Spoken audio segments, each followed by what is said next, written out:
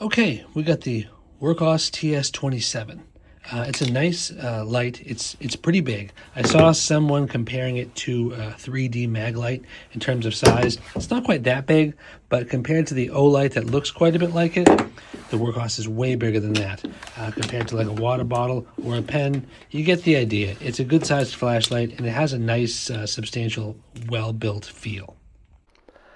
I'll go through the whole rating process, but I really don't like this light. It's great at everything, but the beam just kind of ruins it for me. It still gets a pretty good score of 61.5. A list of how I rate things is in the description, and let's go through it. As far as the category goes, I'd call this a flashlight, more specifically a thrower, not a flutter, although the other part of the flashlight, the backside, is a great area light. And the multicolored part is not something I would use, and that hasn't worked on mine since the water test, but we'll get into that. I bought it on Amazon. As of recording this, it's $63. On Wurkkos' website, it's $60, but the other day it was $70, and they had a spring sale or a St. Patrick's sale, so it kind of bounces around over there. As far as the output goes, I'm giving it a 9. It's super bright, brighter than I'd ever need, and it throws really far. The beam is just so tight, it doesn't light up my immediate area well, and it's not good for my sort of use. If you need a long throw, this thing's great, but that tight beam just kind of ruins it for me. The controls work great. They're easy to use. They're hard to use by mistake. You can double click it to go to full brightness, hold it, and it will turn on to minimum brightness. Otherwise, it remembers its settings. The switch goes from the main flashlight, the multicolored light, or the white backlight, but the switch all works great. I wish it was a tiny bit more satisfying, but I'm just nitpicking. The switch works really well. Really like it.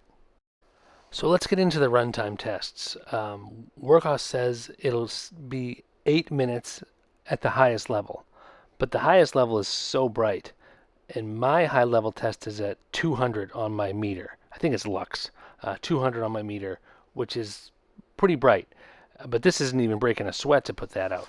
Anyways, it lasted 4 hours and 28 minutes before it dropped from above 200 to below 200, and then it shut off after 4 hours and 35 minutes. That gives it a 4. Low setting's kind of the same thing. The low level on this is like a candle.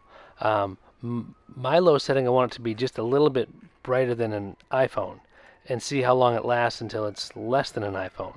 So I put it on as low as I could make it go. That was a little bit better than an iPhone, and it lasted...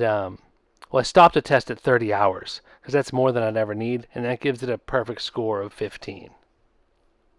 For heat, it gets a 5 out of 5. It never got hot. Even when my hands were cold and I left it on full blast in my pocket, it never got beyond the slightest bit of warm. As far as the beam goes, I just don't like it. It makes the flashlight really not useful for my needs. I'm giving it a 3 out of 5. The lantern is so handy, the backside, that ups it. Otherwise, I'd probably have given it a 2. The beam kind of ruins this light for me. I like everything else about it. Some other features give it some bonus points. It can charge things from the USB-C port, which is something I love. That gets it 2 points. And my long distance test gets it 3 points. So this clock tower is, this camera's on top of a building, and this clock tower is just about 800 feet from this flagpole. That's me and my dog standing at the flagpole, and I'm going to fast forward this video a touch, and it works just fine. It lights up that clock tower really well from that distance. I'm giving it 2 points for that reverse lantern beam. On maximum, it lights up a room nicely for over 3 hours, and an extra point because there's a 1/4-20 thread in the tail. That means you can put it on a tripod or camera and have a nice light kind of wherever you need it. The 1/4-20 thread, genius. That's 8 bonus points. The light is 8 7/8 inches long, so it's too big to be a carry-on. Now it's time for the water resistance test. We're going to submerge it for 10 minutes. Wurkkos says it should be fine, IP68, but 10 minutes later, it wasn't fine. It did stay on, but it was full of condensation afterwards, and the multicolored part of the reverse ring light never really worked right again. It lights up a tiny little bit. Everything else came back to life eventually, and the main beam never stopped working, but a significant amount of condensation got in there, and it's still in there, but it's getting better over time. but I give it a 1 because IP68, none of that should have happened.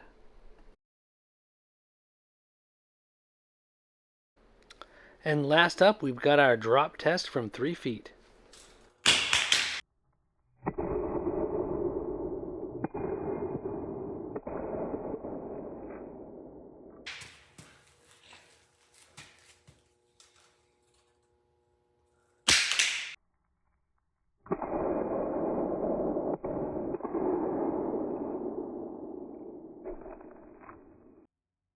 I did it twice, once straight down onto the face and once onto the side.